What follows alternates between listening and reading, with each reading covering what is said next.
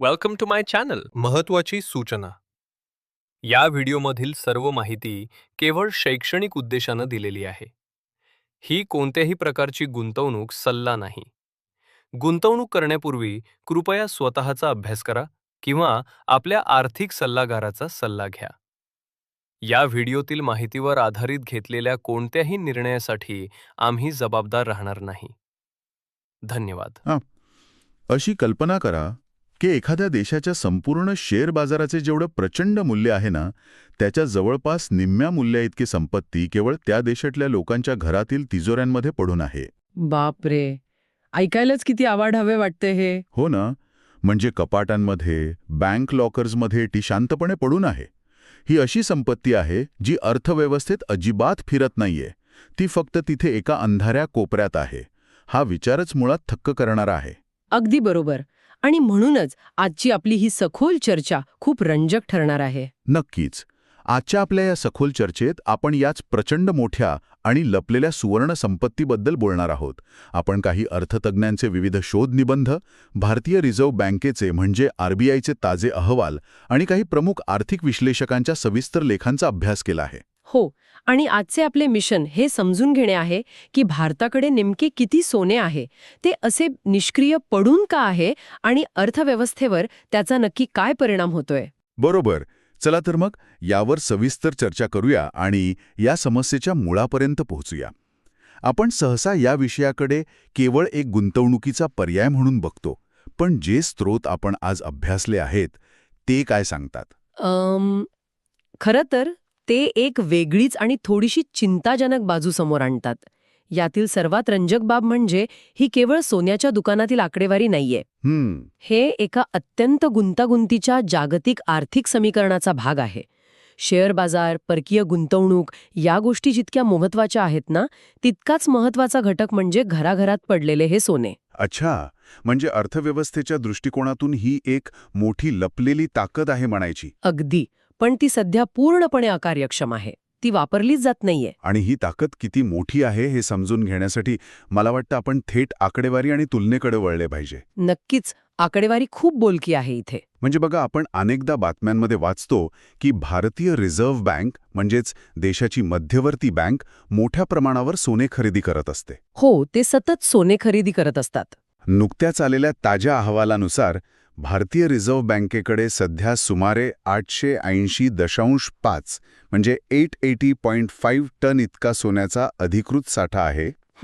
हा आकडा खूप मोठा आहे. आणि त्यातही एक विशेष नोंद घेण्यासारखी गोष्ट मी वाचत होतो, ती म्हणजे 2023 सालापासून रिझर्व्ह बँकेने परदेशातील, विशेषतः लंडनच्या तिजोऱ्यांमधून जवळपास 274 टन सोने सुरक्षिततेच्या कारणास्तव भारतात परत आणले आहे. हो, ही बातमी खूप गाजली होती. देशाच्या अधिकृत तिजोरीतील हे सोने आहे. पण आता खरी गंमत बघा, जेव्हा आपण सामान्य भारतीय कुटुंबे आणि मंदिरे यांच्याकडे असलेल्या सोन्याचा विचार करतो, तेव्हा हा आकडा कुठे जातो याचा काही अंदाज?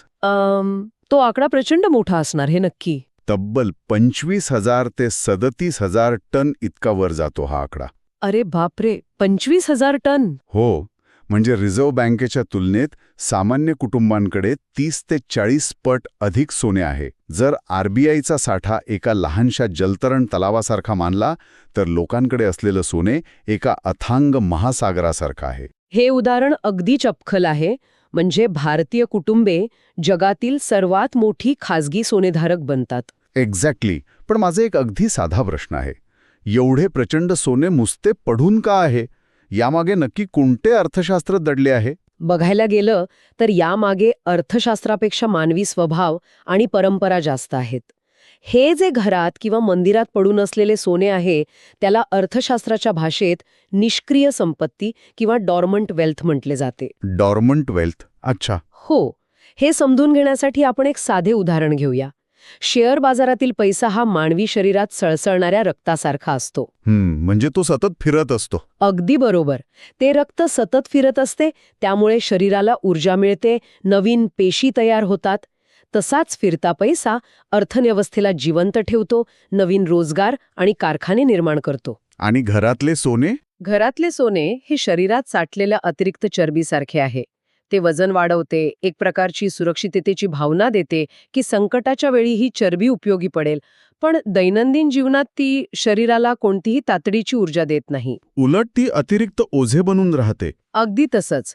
अर्थव्यवस्थेला तिचा काहीच थेट फायदा होत नाही. हे उदाहरण खरोखरच विचार करायला लावणारं आहे. म्हणजे आपण जी संपत्ती सुरक्षितता म्हणून साठवून ठेवली आहे ती अर्थव्यवस्थेच्या दृष्टीने फक्त एक ओझे आहे. हो, एक प्रकारचं ओझेच आहे ते. आणि या ओझ्याचा आकार किती मोठा आहे ते आपण पैशात मोजले तर अधिक स्पष्ट होईल. मी आकडेवारी बघत होतो. या निष्क्रिय संपत्तीचं मूल्य आजच्या घडीला $2.4 ट्रिलियन पेक्षा जास्त आहे. $2.4 ट्रिलियन? हा आकडा डोळे विस्फारणारा आहे. हो ना. आपण याची तुलना भारताच्या शेअर बाजाराशी करूया. आज भारताच्या शेअर बाजाराचे एकूण भांडवल मूल्य सुमारे 475 लाख कोटी रुपये आहे. म्हणजे साधारण $5 ट्रिलियन. आणि घरातल्या सोन्याचे मूल्य जवळपास 20 लाख कोटी रुपये आहे. बरोबर. याचा सरळ अर्थ असा होतो की शेअर बाजाराच्या एकूण मूल्याच्या सुमारे 45 ते 50% रक्कम केवळ भौतिक सोन्यात अडकलेली आहे. अर्ध्या शेअर बाजाराएवढी संपत्ती फक्त तिजोरीत पडून आहे. पण तरीही मला इथे गोम वाटते.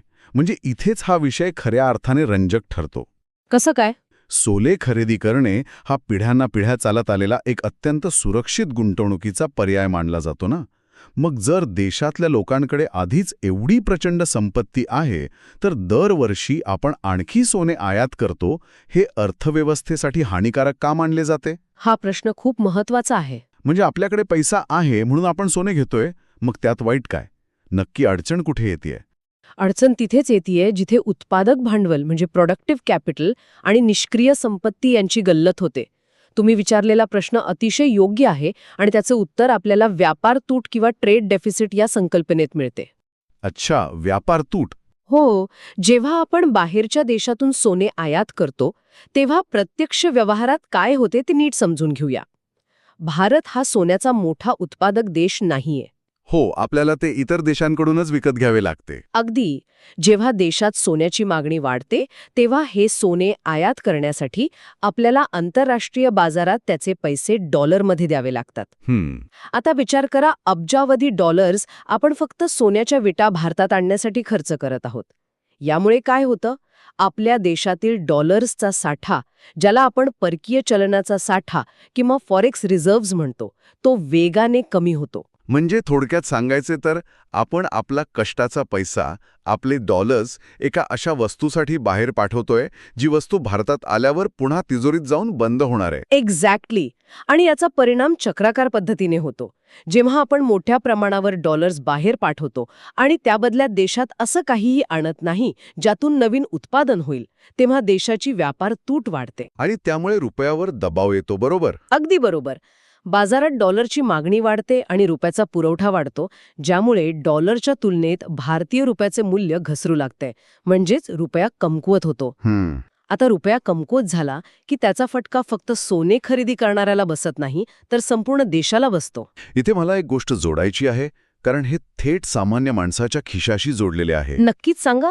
म्हणजे जेव्हा रुपया घसरतो तेव्हा भारत जे इतर महत्त्वाची जिन्नस आयात करतो, उदाहरणार्थ खनिज तेल म्हणजे क्रूड ऑइल, इलेक्ट्रॉनिक्स किंवा तंत्रज्ञान, ते सर्व महाग होते. हो, आयात महाग होते. याचा अर्थ असा की मी माझ्या मुलीच्या लग्नासाठी जे सोने लॉकरमध्ये सुरक्षित ठेवून दिले आहे ते सोने अप्रत्यक्षपणे माझ्याच गाडीचे पेट्रोल महाग करत आहे. अगदी तसंच होतं हे. किंवा परदेशात शिक्षणासाठी जाणाऱ्या विद्यार्थ्यांची फी यामुळे अचानक काही लाखांनी वाढत आहे.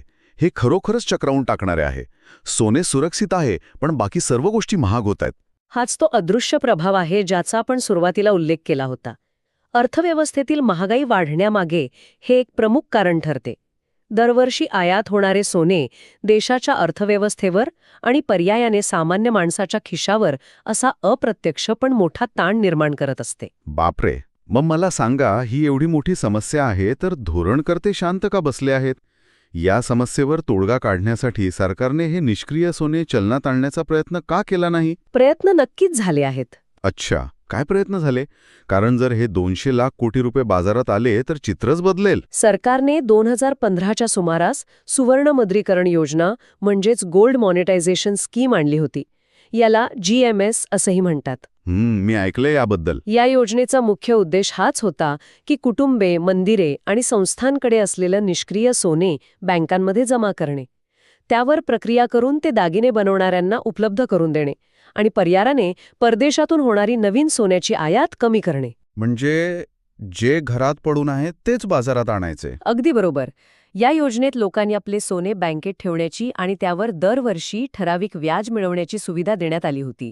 वरवर पाहता ही कल्पना अर्थशास्त्राच्या दृष्टीने अतिशय उत्तम होती. पण अर्थशास्त्राचे कागदावरचे नियम प्रत्यक्षात नेहमीच काम करत नाहीत, हेच खरे. हो, ते तर आहेच. कारण आपण ज्या अहवालांचा अभ्यास केला आहे त्यातील आकडेवारी अत्यंत निराशाजनक आहे. मागील जवळपास 10 वर्षांच्या प्रदीर्घ प्रयत्नांनंतरही केवळ 39 टन सोने या योजनेअंतर्गत जमा झाले आहे. फक्त 39 टन. विचार करा. कुठे ती 25,000 टन आणि कुठे हे 39 टन. आणि म्हणूनच 2025 मध्ये सरकारने या योजनेतील काही दीर्घकालीन ठेवींचे पर्याय चक्क बंद करून टाकले. पण या योजनेला इतके भयंकर अपयश का आले? या अपयशाचे सर्वात मोठे कारण म्हणजे मानवी भावना आणि अर्थशास्त्राची सांगड न बसणे. सोने हा भारतीयांसाठी केवळ एक धातू किंवा गुंतवणुकीचा पर्याय नाहीये. दागिन्यांसोबत एक अत्यंत घट्ट भावनिक जवळीक असते आणि इथेच ही योजना फसली. यामुळे एक महत्वाचा प्रश्न उभा राहतो की कोणतीही आर्थिक योजना लोकांच्या मानसिकतेचा विचार केल्याशिवाय यशस्वी होऊ शकते का? हो, हे मला पूर्णपणे पटतंय. म्हणजे विचार करा, ही योजना एखाद्या व्यक्तीला तिच्या आजीचा पारंपरिक पिढ्यानपिढ्या चालत आलेला नक्षीदार आणि प्रचंड भावनिक मूल्य असलेला दागिना बँकेत नेऊन एका किरकोळ व्याजदरासाठी वितळवायला सांगते. अगदी बरोबर. भारतीय कुटुंबांमध्ये लग्नात दिलेले सोने हा एक आशीर्वाद मानला जातो. केवळ 1.5 किंवा 2% परताव्यासाठी लोक या भावनिक मूल्याशी तडजोड कशी करतील? आणि त्या वितळवण्याच्या प्रक्रियेतच सर्वात मोठी मेख होती. म्हणजे काय? या योजनेची प्रक्रिया अशी होती की तुम्ही दागिना घेऊन बँकेत गेलात की बँक तो दागिना एका शुद्धीकरण केंद्रात म्हणजे रिफायनरीमध्ये पाठवते. तिथे तो दागिना प्रत्यक्ष वितळवला जातो, त्याची शुद्धता तपासली जाते. अरे बापरे! आता इथून पुढे 2 मोठ्या समस्या उभ्या राहतात. पहिली म्हणजे वितळवण्याची भीती. लोकांना सतत अशी भीती वाटत राहिली की जर आपला पिढीजात दागिना वितळवला आणि तो कमी शुद्ध निघाला, समजा तो 22 कॅरेटच्या ऐवजी 18 कॅरेटचाच निघाला, तर आपले आर्थिक नुकसान होईल. आणि दागिना तर कायमचा नष्ट होईलच. हो ना. पण थांबा, या प्रक्रियेत आणखी एक मोठा दोष आहे जो मला इथे जाणवतोय. ग्राहकाला त्याचे सोने किती शुद्ध आहे आणि त्यावर त्याला किती परतावा मिळणार आहे हे दागिना वितळवल्यानंतरच समजणार होते का? हो, दुर्दैवाने तसंच होतं. मग जर परतावा कमी वाटला तर तो ग्राहक वितळवलेलं सोने परत घेऊन त्याचा पुन्हा दागिना तर बनवू शकत नव्हता. हा तर एक प्रकारचा जुगारच झाला. अगदी बरोबर पकडलं तुम्ही. हाच तो विश्वासाचा अभाव होता. आणि या प्रक्रियेतील गुंतागुंतही खूप होती. बँकांमध्ये जाणे, तिथे फॉर्म भरणे, दागिन्यांचं मूल्यांकन करणे, हे सर्व एका सामान्य माणसाला अत्यंत क्लिष्ट आणि वेळखाऊ वाटले. आपण पिढ्यानपिढ्या ज्या स्थानिक सराफाकडून सोने घेतो त्याच्यावर आपला जेवढा डोळे झाकून विश्वास असतो, तेवढा विश्वास या सरकारी किंवा बँकिंग प्रक्रियेवर लोकांचा बसला नाही. खरे? याच कारणामुळे ही योजना कागदावर उत्तम असूनही प्रत्यक्ष जमिनीवर उतरू शकली नाही. म्हणजे एकीकडे घरात सोन्याचे डोंगर साचत आहेत आणि दुसरीकडे ते बाहेर काढण्याचे मार्ग त्यांच्या गुंतागुंतीमुळे पूर्णपणे अपयशी ठरत आहेत. होय. म्हणूनच आपण पाहिले की सरकारने मध्ये सोन्यावरील आयात शुल्क म्हणजे इम्पोर्ट ड्युटी मोठ्या प्रमाणावर वाढवली होती. अगदी. आयात कमी करण्यासाठी तो एक प्रयत्न होता. इतकेच नाही तर पंतप्रधानांना स्वतः सार्वजनिकरित्या लोकांना सोने खरेदी कमी करण्याचं आवाहन करावं लागलं होतं. पण या आव्हानावर लोक थांबतील असे अजिबात वाटत नाही. नाही, लोकांची सोन्याची ओढ इतकी सहज कमी होणार नाही. मग आता पुढे काय? जुने मार्ग पूर्णपणे अपयशी ठरल्याने आणि सोन्याच्या आयातीमुळे रुपया कमकुवत होत असल्याने आता नव्याने कोणते उपाय सुचवले जात आहेत? अर्थतज्ञ आणि उद्योग क्षेत्र काय म्हणतंय? आता जे नवीन विचार पुढे येत आहेत ते लोकांच्या मानसिकतेचा अधिक चांगल्या पद्धतीने विचार करणारे आहेत. यातील पहिला आणि अत्यंत महत्वाचा बदल म्हणजे संकलन केंद्रे किंवा कलेक्शन पॉइंट्स बदलणे. अच्छा. पूर्वीच्या योजनेत तुम्हाला तुमचे सोने घेऊन बँकेत जावे लागत होते. तिथे बँकांसारखी सरकारी गुंतागुंत असते. आता बँकांऐवजी ज्वेलर्सनाच म्हणजेच स्थानिक सराफांनाच थेट संकलन केंद्रे बनवण्याचा विचार सुरू आहे. पण इथे मला एक शंका आहे. आपण म्हणतोय की ज्वेलर्सना संकलन केंद्र बनवायचे. ज्वेलर्सवर लोकांचा विश्वास असतो हे 100% खरं. पण एखादा ज्वेलर स्वतःच्या व्यवसायाचं नुकसान करून ग्राहकाचं सोने सरकारी योजनेत का जमा करून घेईल? जो ज्वेलर नवीन सोने विकून नफा कमवतो तो ग्राहकाला त्याचे जुने सोने बँकेत ठेवायला का प्रवृत्त करेल? यात त्या ज्वेलरचा काय फायदा आहे? हा अतिशय कळीचा मुद्दा आहे आणि म्हणूनच या नवीन आराखड्यात ज्वेलर्ससाठी विशेष तरतुदी सुचवल्या गेल्या आहेत. जसे की जेव्हा एखादा ज्वेलर ग्राहकाचे जुने सोने जमा करून घेईल तेव्हा त्याला त्या बदल्यात कमिशन दिले जाईल.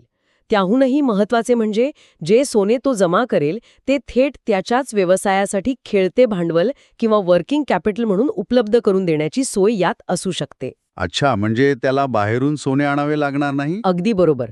ज्वेलरला दागिने बनवण्यासाठी परदेशातून महागडे सोने आयात करण्याची वाट पाहावी लागणार नाही. ग्राहकांनी जमा केलेले सोनेच त्याला कच्चा माल म्हणून वापरता येईल. यामुळे त्याचा व्यवसाय अधिक वेगाने वाढेल. तर मग या सगळ्याचा नेमका अर्थ असा होतो की यात ग्राहकाचा आणि ज्वेलरचा दोघांचाही फायदा आहे. हो, पण तरीही तो दागिना वितळवण्याचा जो मुख्य अडथळा होता त्याचे काय? त्या भीतीवर काही उपाय आहे का? कारण अहवालांमध्ये गोल्ड डीमॅट किंवा डिजिटल गोल्ड खाती या अत्यंत आधुनिक संकल्पनेचा उल्लेख मी वाचला. हां. हे नक्की कसे काम करेल आणि यात दागिने वितळवण्याची गरज भासेल का? गोल्ड डीमॅट हा खरोखरच एक क्रांतिकारी उपाय ठरू शकतो. शेअर बाजारात जसे शेअर्स कागदावर किंवा भौतिक स्वरूपात नसून डीमॅट खात्यात डिजिटल स्वरूपात असतात, अगदी तसेच हे काम करेल. म्हणजे घरातील भौतिक सोन्याचे रूपांतर डिजिटल मालमत्तेत होणार. बरोबर. घरातील भौतिक सोन्याचे रूपांतर रिझर्व्ह बँक समर्थित आर्थिक मालमत्तेत केले जाईल. आता तुम्ही विचारलेल्या वितळवण्याच्या मुद्द्यावर येऊ. हो, तो सर्वात मोठा अडथळा होता. या नवीन प्रक्रियेत तंत्रज्ञानाचा मोठा वापर अपेक्षित आहे. आजकाल XRF म्हणजे एक्स रे फ्लोरेसेन्स सारखी प्रगत यंत्रे आली आहेत, जी दागिना न वितळता त्याची शुद्धता बऱ्यापैकी अचूकतेने सांगू शकतात. म्हणजे दागिना जसाच्या तसा राहील आणि त्याची नोंद डिजिटल खात्यात होईल. काही प्रमाणात होय. सुरुवातीच्या टप्प्यात कदाचित दागिने घेण्याऐवजी सोन्याची नाणी आणि बिस्किटे या डीमॅटमध्ये स्वीकारली जातील, कारण त्यांची शुद्धता ठरवणे सोपे असते. ते लॉजिकल वाटतं. आणि जर दागिने स्वीकारलेच तर प्रत्यक्ष दागिने न वितळवता त्यांना डिजिटल मालमत्तेत रूपांतरित करण्याचा मार्ग खुला होऊ शकतो. ग्राहकाला पूर्ण हमी दिली जाईल की त्याचे डिजिटल मूल्य त्याच्या प्रत्यक्ष मूल्या इतकेच राहील. क्या बात आहे. या व्यतिरिक्त आणखी एक सोपा उपाय म्हणजे सोन्याची देवाणघेवाण. लोक नवीन दागिने घेण्यासाठी जेव्हा जातात तेव्हा त्यांना बाहेरून नवीन सोने आयात करण्यास भाग पाडण्याऐवजी ग्राहकांच्या जुन्या दागिन्यांच्या बदल्यात नवीन दागिने देण्याच्या प्रक्रियेला अधिक प्रोत्साहन देणे. यासाठी काही सवलती मिळू शकतात का? हो, यासाठी काही कर सवलती किंवा टॅक्स बेनिफिट्स दिले जाऊ शकतात. यामुळे नवीन आयातीची गरज लक्षणीयरित्या कमी होईल. हे सर्व उपाय ऐकताना खरोखरच खूप आशादायक वाटत आहेत. कारण उद्योग क्षेत्राचा असा अंदाज आहे की जर या गोल्ड डीमॅट सारख्या योजना खऱ्या अर्थाने यशस्वी झाल्या तर लोकांच्या घरातील या सोन्यातून अर्थव्यवस्थेत अब्जावधी डॉलर्सची रोकड उपलब्ध होऊ शकते. नक्कीच होऊ शकते. म्हणजे विचार करा, जो पैसा आतापर्यंत घरातल्या बंद पेटीत एका निर्जीव धातूच्या रूपात पडून होता तो अचानक अर्थव्यवस्थेच्या रक्तवाहिन्यांमध्ये खेळू लागेल. आणि जर असे झाले तर त्याचे जे व्यापक फायदे होतील ते अफाट आहेत. ते कसे? जर या घरातील सोन्याचा फक्त 10 ते 15% भाग जरी उत्पादक भांडवल बनला तरी बँकांकडे भरपूर पैसा किंवा लिक्विडिटी येईल. यामुळे बँकांना, उद्योगांना, पायाभूत सुविधांना कमी व्याजदरात कर्ज देणं सोपे होईल.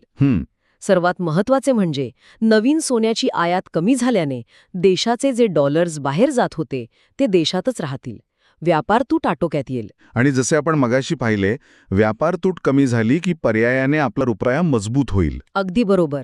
रुपया मजबूत झाला की आयात होणारे खनिज तेल स्वस्त होईल, महागाई आटोक्यात राहण्यास मदत होईल आणि देशाचे संपूर्ण गुंतवणुकीचे चक्र सुधारेल. म्हणूनच पूर्वीचे अपयश पदरी पडूनही धोरणकर्ते आणि अर्थतज्ञ या सुवर्णमुद्रीकरणाच्या कल्पनेकडे वारंवार परत येत आहेत.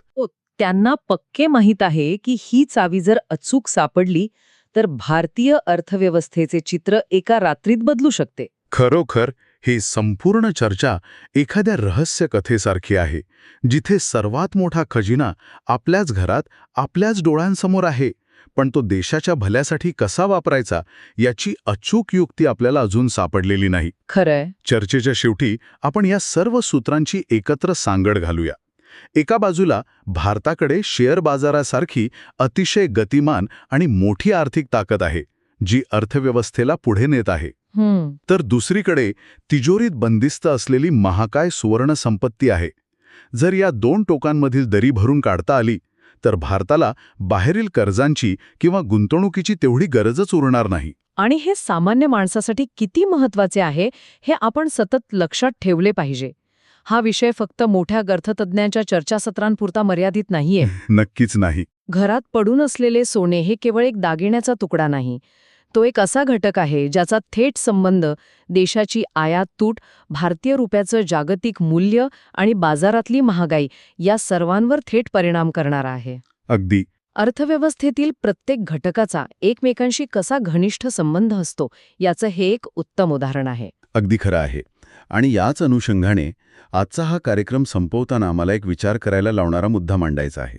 सांगा. आपण या सखोल चर्चेची सुरुवात एका तिजोरीत बंद असलेल्या महाकाय संपत्तीच्या कल्पनेने केली होती. पण भारतीयांची सोन्याबद्दलची ही जी ओढ आहे ती काही आजची नाही, ती शेकडो वर्षांची परंपरा आहे. हो, पिढ्यानपिढ्या चालत आलेली परंपरा आहे ती. अनेक पिढ्यांनी संकटाच्या वेळी उपयोगी पडणारा एकमेव खात्रीचा आधार म्हणून भौतिक सोन्याकडे पाहिले आहे. मग भारताच्या या सुवर्ण समस्येवरचा अंतिम उपाय केवळ बँका आणि सरकारने नवीन आर्थिक योजना किंवा गोल्ड डीमॅट आणण्यात आहे? हा प्रश्न खूप महत्वाचा आहे. की भविष्यातील पिढ्यांनी संपत्तीकडे बघण्याचा दृष्टिकोन पूर्णपणे बदलण्यात आहे. येणाऱ्या काळात सोन्याला केवळ एक दागिना म्हणून न बघता एक डिजिटल आर्थिक ताकद म्हणून स्वीकारलं जाईल का? हा खरोखरच एक मोठा सांस्कृतिक बदल असेल. भौतिक सोन्याकडून डिजिटल मालमत्तेकडे होणारा हा प्रवास केवळ एक आर्थिक बदल असेल की एका मोठ्या सांस्कृतिक स्थित्यंतराची ती सुरुवात असेल? श्रोत्यांसाठी हा एक नक्कीच विचार करण्यासारखा मुद्दा आहे. आजच्या या अत्यंत माहितीपूर्ण चर्चेत सहभागी झाल्याबद्दल खूप खूप धन्यवाद. आपण पुन्हा भेटूया अशाच एका नव्या आणि रंजक सखोल चर्चेत. व्हिडिओ आवडला असेल तर लाईक करा आणि अशाच युजफुल व्हिडिओसाठी चॅनलला सबस्क्राईब करायला विसरू नका.